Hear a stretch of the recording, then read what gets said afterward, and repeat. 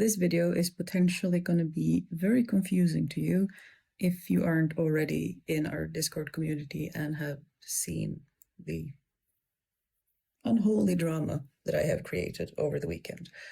But I'll do my best to give some context. The first of which was that I was having a really, really bad PMDD episode, which stands for premenstrual dysphoric disorder. Really, really bad. I don't know if it's explainable unless you have it, but my brain was not working. I was severely depressed and overwhelmed, and just, that is still not an excuse, but I was aware that my brain was absolutely misfiring on all cylinders.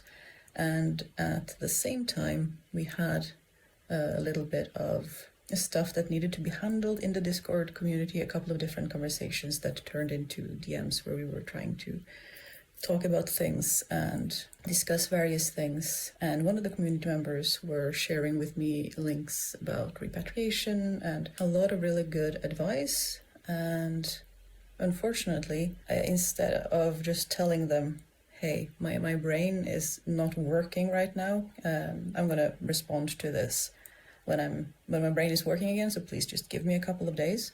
Instead of saying that, my answers just got sort of shorter and shorter because I wasn't able to take in the information that they were sending me. That was really good information and lots of good feedback. And of course, they got more and more frustrated because I wasn't really providing substantial, appropriate responses, ending with them going out of the DMs and into the general chat of the community, where I had just tried to dismantle the Discord community because my brain was telling me that that was the only solution to not being overwhelmed. And yeah, which is weird because the Discord community is incredible and 99% of the time just takes care of themselves.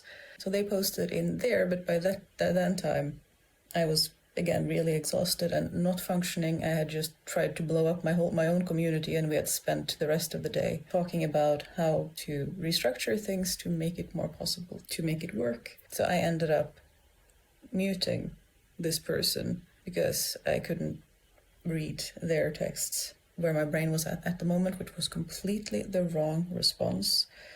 And I would like to apologize. I don't know if this video will ever reach you. After I muted them and wanted to and hoped I could deal with it the next day, which I couldn't because they blocked me. Very reasonable, very fair response. Again, I was in the wrong here.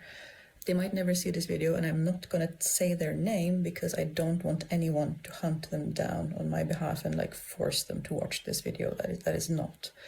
I was in the wrong. I don't want anyone to defend me or say that, yes, but you were sick. Yes, I was sick and I have a condition, but that is not, I'm still responsible for my actions. I knew that my brain was not working. If I had been better at setting boundaries and just saying, hey, my brain isn't working right now, I am not able to deal with this, but please just give me a few days. I will come back to you later. It would have been the appropriate response, and maybe all of this would have been avoided if I had just done that instead, which was a very good reminder of how being raised as a people pleaser and having poor boundaries doesn't just hurt the person with the poor boundaries.